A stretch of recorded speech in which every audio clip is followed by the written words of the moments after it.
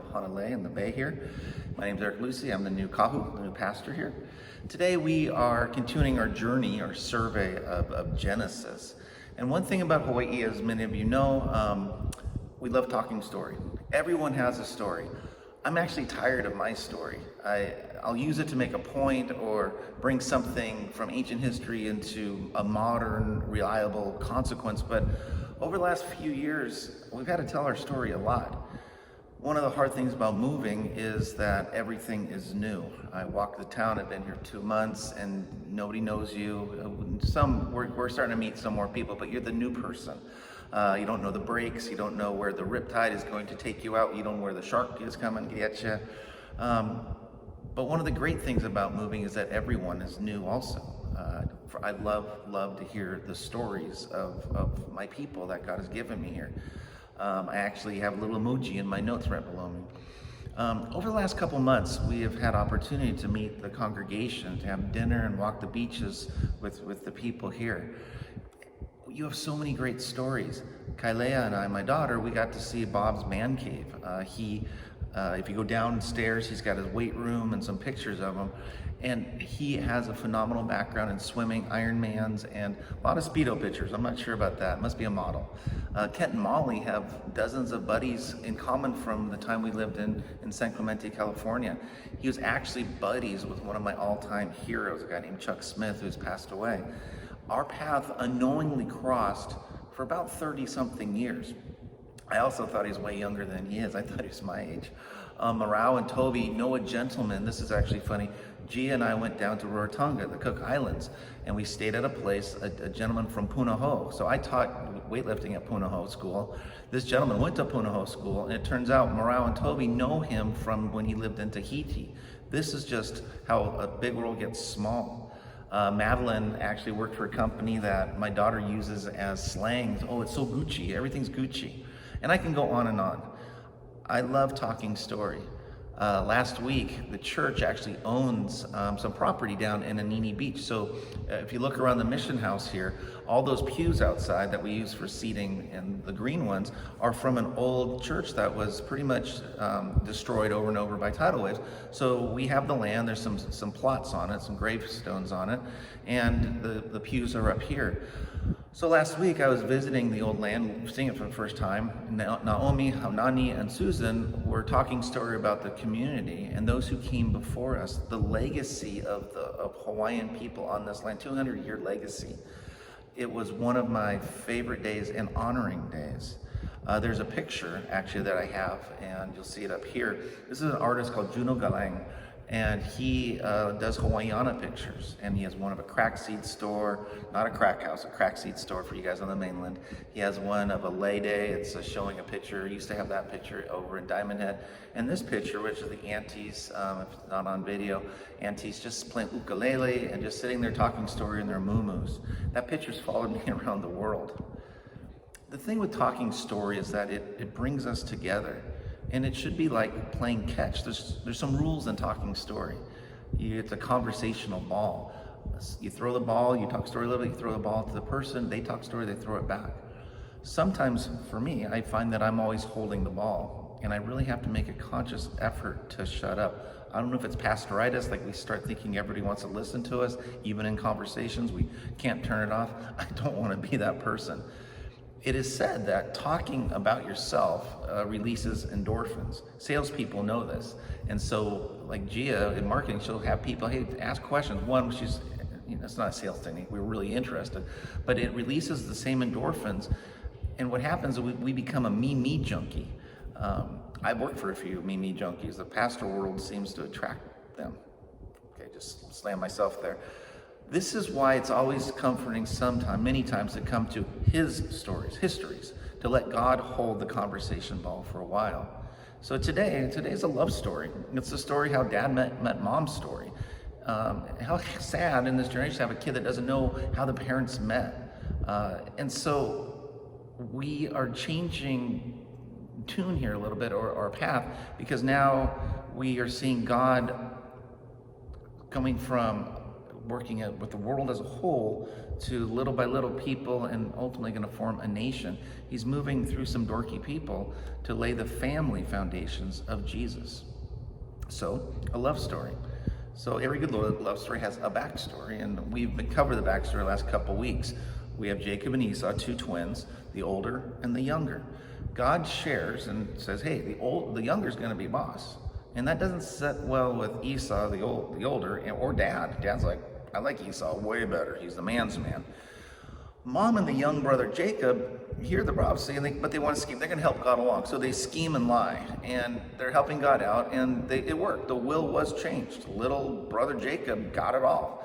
But now he's got to get out of town. Dad's not too happy. Brother's waiting for Dad to die so he can kill Jacob.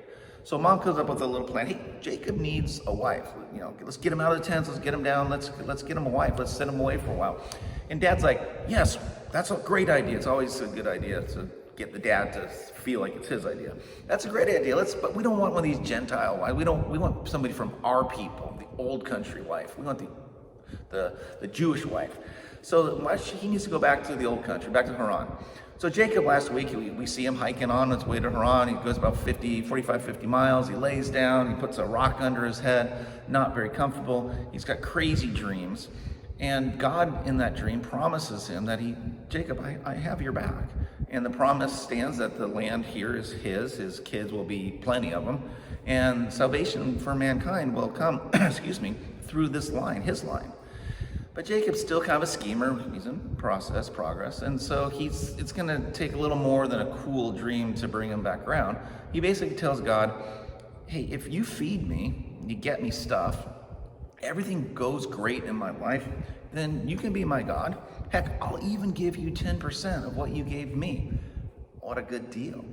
It's kind of like a tax return. I'm getting my own money back. This is God's like, wait, I give you everything, you give me 10% back. This is not a tithe sermon, but it's actually pretty funny. We get our tax return back and we're excited, but it was our money. God's in the same boat. It's like, it's my stuff. I gave it to you.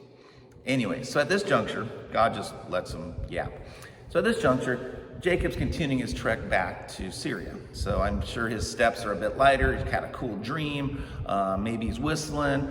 And maybe, even testing God. Hey, God said he's got my back. I'm going to throw the water out, see what happens. I'll toss out my food. No, I'm kidding. But he's still a bit of a schemer.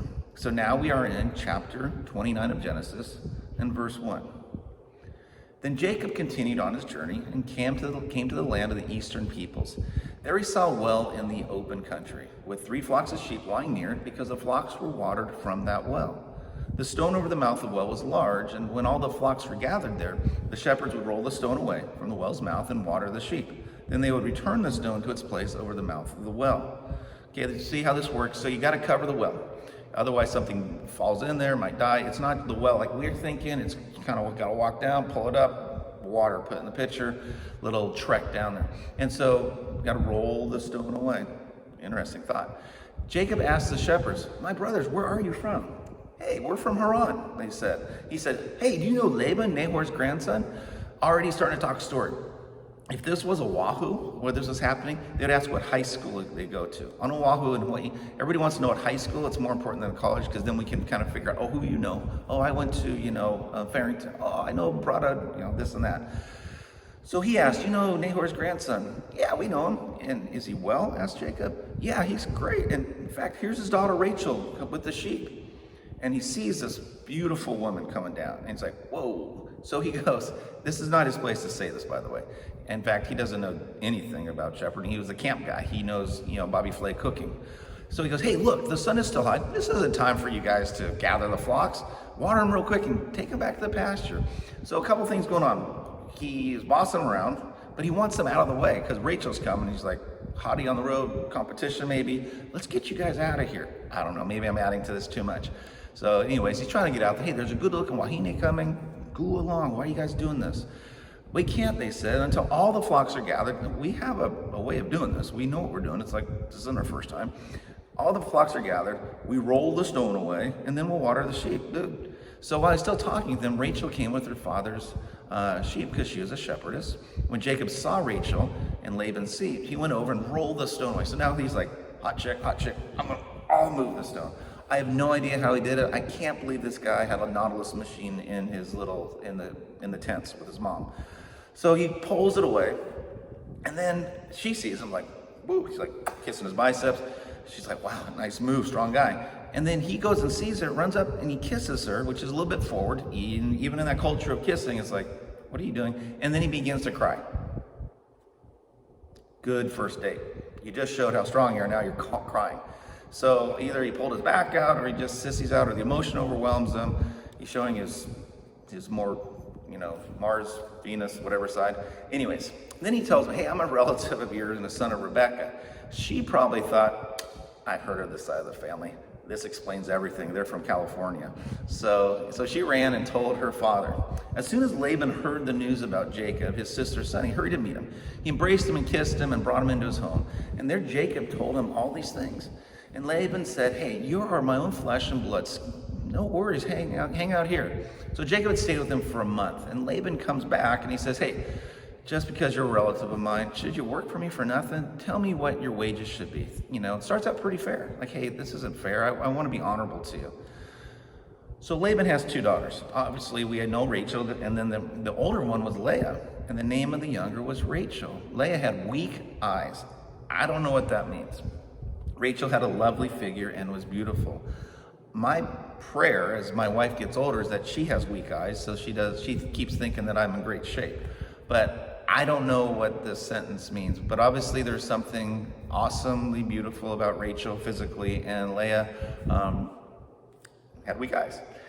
Sometimes things are a little hard to translate well from the Hebrew again to the English, and any language actually. We had a Scottish buddy, he was a Scottish pastor, and I can't do the brogue, but he had that hardcore brogue. And we had a choir come from a Baptist university. And so they were singing up there in their robes and everything. And so he gets up and says, aren't these the most lovely spinsters in the land? I'm in the front row. I'm like, joking. Like, did he just call these girls like pretty much like spinsters? Everybody know from Center what a spinster is, but it didn't translate that well from Scottish. So anyways, weak eyes. Jacob was in love with Rachel and said, I'll work for you 7 years in return for your youngest daughter, Rachel.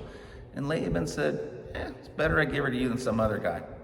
Pretty sneaky. He didn't actually say, okay. He just said, yeah, it's better if she goes to you than some other guy. Great, welcome to the family deal. So stay here with me.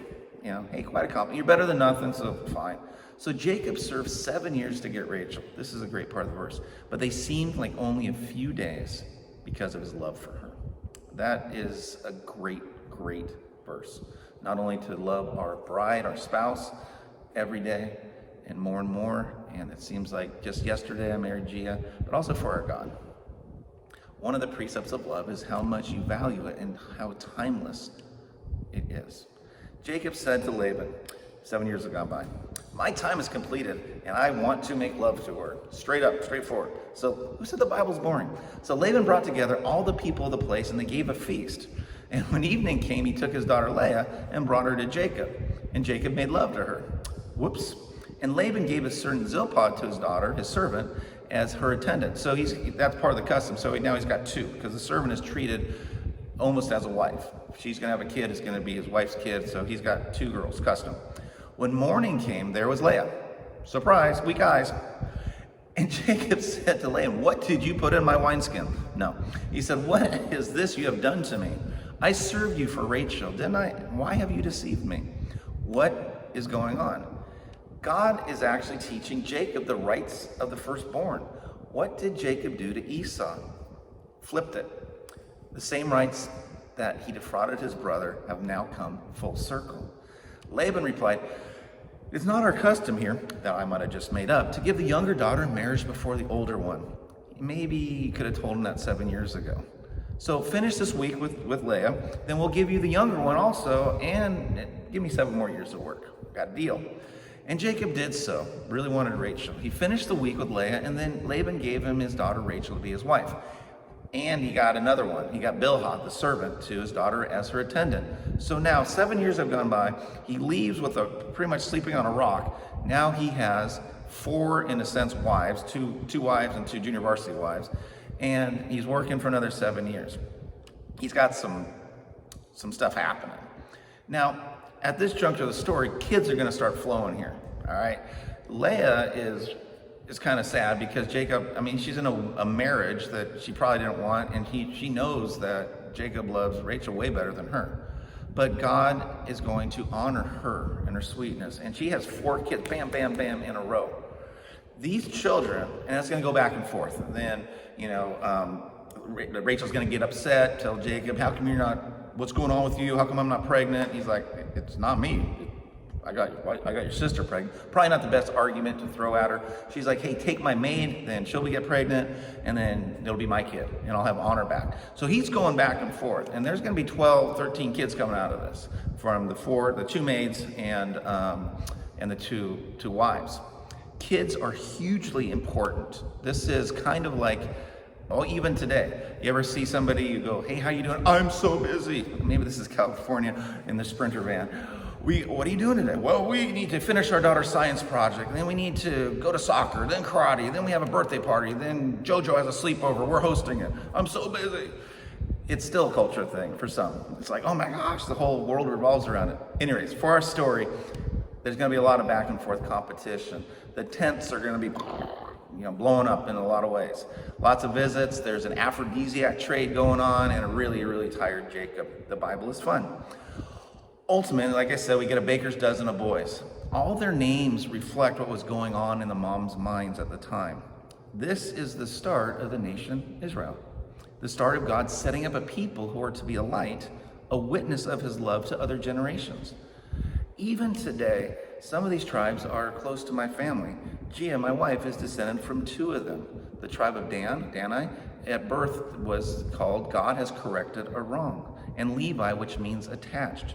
My wife is 5 foot tall, Irish, Jewish, and Italian.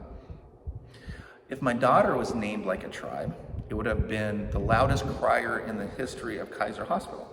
Anyways, so this is what is happening. We have a love story.